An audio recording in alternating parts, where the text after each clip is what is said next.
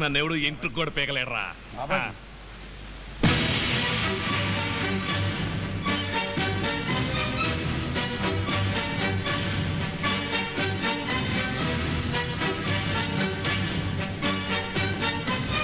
తీసుకో.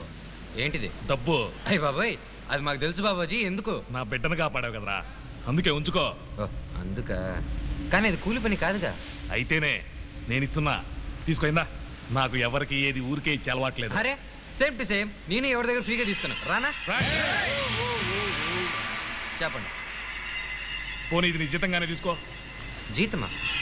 అవునరా, ఈ రోజు నుంచి నిన్ను పనిలో పెట్టుకున్నాను రా. ఏం పని? అదే ఆ రోజు ఓకే ఓకే సార్, మీరు చెప్పండి. నువ్వు చెప్పరా. అక్కడ ఒక్కడవే 5గురిని కొట్టావు కదా, అదే పని.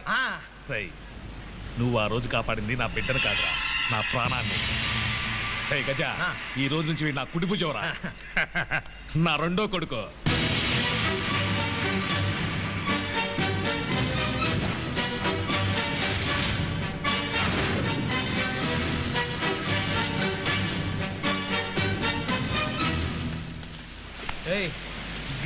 గజ, జయ, శేఖర్, బంద్. ఇన్నాళ్ళు గొడవ చేస్తూ ఉద్యోగం పోయేది, ఇప్పుడు గొడవ చేయడమే ఉద్యోగం అయింది. చల్తా.